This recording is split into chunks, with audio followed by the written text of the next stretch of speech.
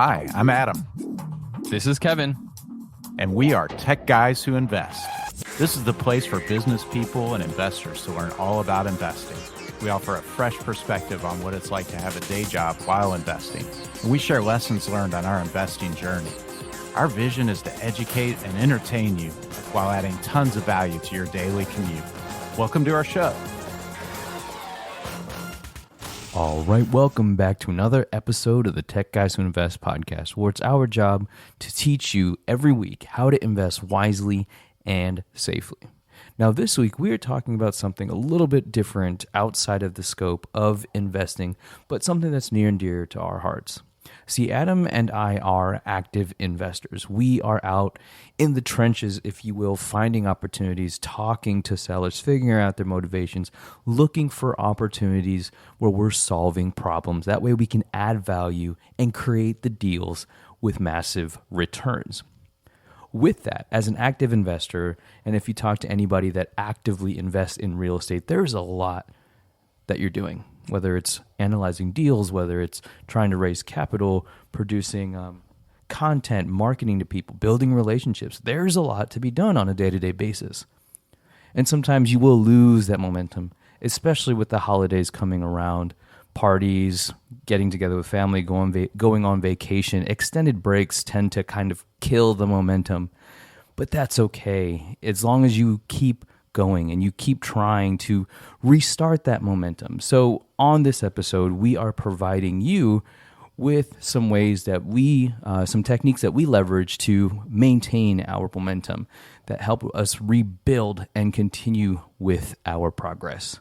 If there's a technique that you use that you are absolutely passionate about, please let us know. techguyswhoinvest@gmail.com. Help us be more productive. That way, we can help you with more content and more ways to invest wisely and safely. Absolutely. So what's going on? Not too much, man. Trying to get back into it after Thanksgiving.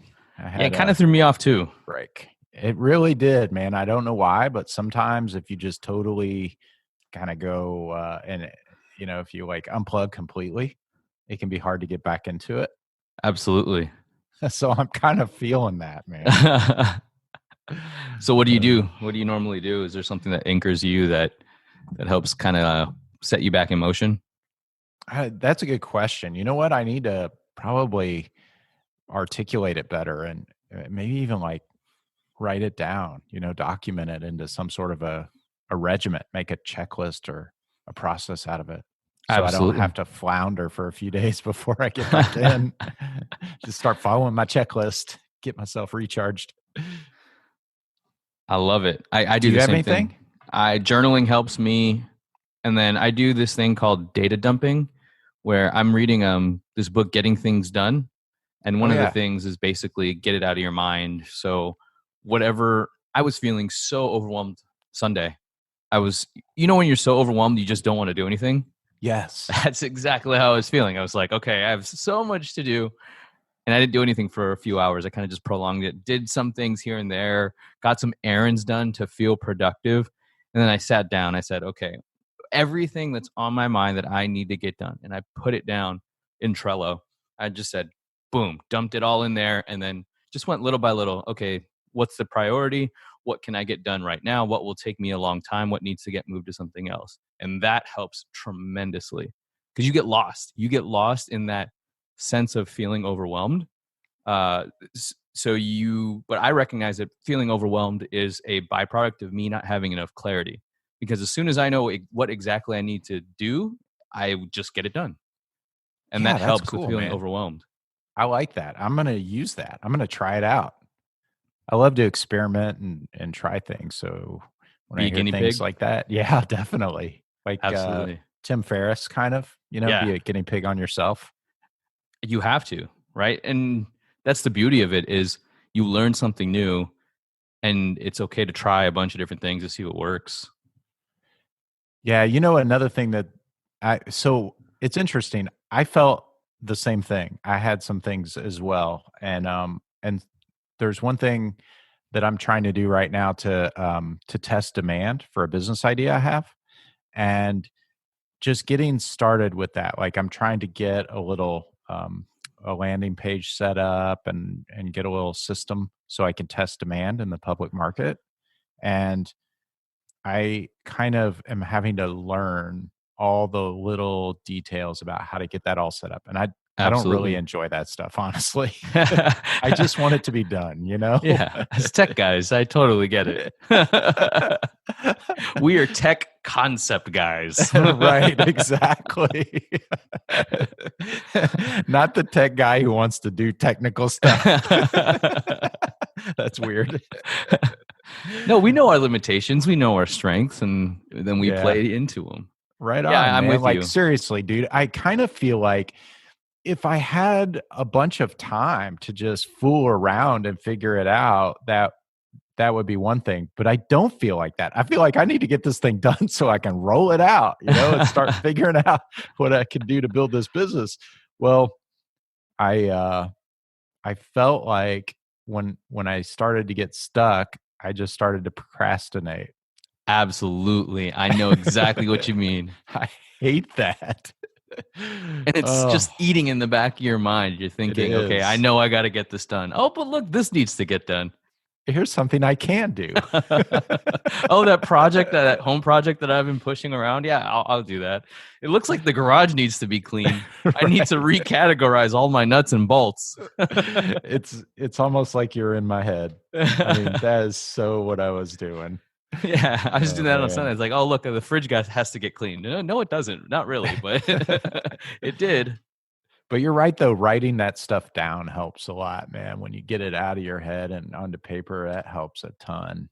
Yeah, I liken it to, and the book Getting Things Done talks about this too, is your brain is like RAM. It's got a limited amount of space for things that you can just hold and access quickly, to like short-term memory, if you will, things you need to get done. And when you overload that, you operate in more inefficiently because your brain's just trying to sort through the mud and you're sinking. It feels like you're sinking. It feels like you're drowning, whatever analogy you want to use. And that's why just putting it out somewhere, talking out loud, writing it down is huge for that. And in the book, he talks about it doesn't matter where you put it. Just be consistent and simplify it. Don't get too crazy with this system. It needs to go here, which is going to trigger this. No, just put it out somewhere. If you like writing, then write it. For me, I like having an app that goes across my laptop, my phone. That way it's like, oh, if I'm at the store and something pops up, then I need to write that down somewhere instead of just storing it in my head because I'm going to forget it. Do you use Evernote?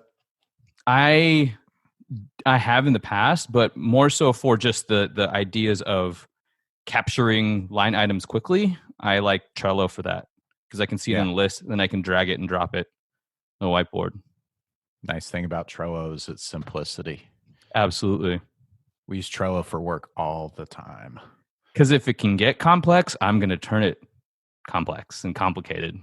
See, that's another problem I have that I think sometimes delays me or kind of prevents me from getting as far as I could, because I will insist on having all of these things laid out. And it's like, oh, well, if I want that, I have to use Evernote. And if I use Evernote, I have to have my Snap scanner set up to be able to recognize those and scan it in. And then I got to get this, and then I got to get that app and this app and this app, and getting it all connected. And the next thing you know, I've delayed myself from getting started.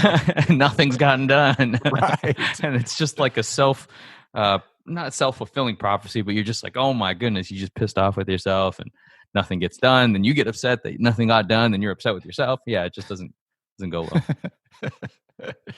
And one way I was thinking about what we were talking with is being an investor. There are 3 Ds in the book, Getting Things Done. It's, I think, do it, defer it, and delegate it. It's probably not the order that it's written in the book, but those are important things to recognize when you have a bunch of stuff that you have to do, especially coming back from a break or the next break for Christmas, for example, and New Year's. It's weird that they're in the middle of the week, but I'm sure people are going to take maybe just that entire week off. And when you take that week off, chances are you're just going to want to sit, and that's okay. But when you come back, recognize it's going to be, you're like, oh my God, I have to build momentum back up. And doing it is if you can do the task in 2 minutes or less, just get it done. And that may be sending an email out to somebody texting your VA, or whatever it may be. Deferring it. If it's not worth your time, delegate it. If it's not worth your time and you know somebody else that can do it better, or somebody that can do it um, in a cheaper fashion, speaking in opportunity cost, then delegate that. Deferring it is if it's not necessary to do right at this moment. If there's something else that can be prioritized above it, move on to something else. Yeah, I like that. I took a few of those things away from that book. The biggest thing I took away from the book is the things you mentioned about just writing it down, getting it out of your head and writing it down. I found that was extremely helpful. But then this thing you're talking about now, I also took the piece about if you can do it right away, if it takes less than a couple of minutes, go ahead and just do it. I took that away as well. And I've sort of been using both of those concepts since I read the book. You know how it is when you read a book that has so many things in it, you can only take a limited number away. Usually it's one or two things from a big Absolutely. book. Those are the couple I took away. And I feel like they have helped me a lot. 100%. And that's another thing too. When you read a book or if you take a class, you're not going to grab everything that you learned from it. It might be something here or there, and then that you just kind of keep learning things and keep trying things, keep doing, and then eventually maybe something from that book or from the class that you took on real estate or any type of investing eventually connects. That's what I'm noticing. It's like, oh yeah, my brain starts to make a subconscious connection between I learned this here and it applies here. And if I do this, it affects this. And it's interesting how that works out. Yeah, it is. I like to I like to use frameworks. I do that in my day job as well. And what are So frameworks? they're kind of like a skeleton or a sort of like a basic set of rules or tools you can use that you can build off of to make your own. And something about what you said just reminded me of that. So like the getting things done system, if you sort of take like the basic skeleton of that and then the way you do some of those things or the way you implement them is kind of custom to you and it ties to some other things you've learned, a different system that complements it. um, then you're just kind of using those skeletons, the structure to put together, and then you're fleshing them out to make them Kevin's process and Kevin's system and how you do things. Yeah. It's almost like learning an applicable skill and then Yeah. applying it and tweaking it to fit your life, your investor journey, that type of thing. Yeah, and that's kind of interesting that the conversation is taking this turn because I was thinking about this just this week as well, how everyone kind of everyone's journey is different. I guess is Mm-hmm. one way to think about it. Where however you start, and we all think about a lot of the same things about what we'd like to invest in and how we'd like to learn and what's important for us to learn along the way and what we need to learn because I need to learn different things than you do, and Right. everyone's unique, right? And everyone's journey kind of takes a unique path. But I was thinking how much I enjoy helping people who struggle with some of the same things I do get past those things because I can relate to them. Like for Mm-hmm. example, one of the things I was thinking about are some of my limiting beliefs. And for people who have similar limiting beliefs, like maybe deep down they think I'm not sure I could ever do something that big, or I'm not sure that I could ever make that kind of thing happen. I like to help them get past it the same way I did, you know. And then there are other Absolutely. people like Chris Salerno, who we just had on recently, who, man, those guys just shoot for the stars. And it seems like their appetite for taking those things on is just so huge. Yeah. Everyone's different, Yeah, right? agreed. Yeah. That there's an interesting psychology behind those people where they're just swinging, and it's Yeah. so interesting. Yeah, it is. It's really cool. But not everybody's built like that. And I think there's a sense of self-awareness that you will develop as you go through with these things. And you have to be honest with yourself.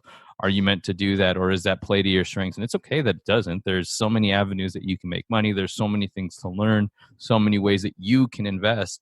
And knowing what you think you'll excel at, knowing what you enjoy, I think is also something to consider when it comes to figuring out what it is you want to invest in.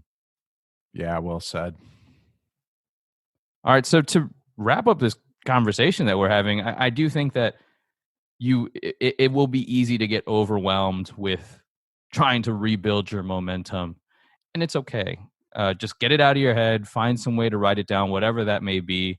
If you need some type of a direction, not sure where to go, reach out to us. We'd love to be able to help you. We are passionate educators, and that's why we have this platform, is to share these thoughts, ideas, and ideally inspire people to take action to invest, because we believe that investing is the single greatest action you can take to build wealth and achieve financial freedom.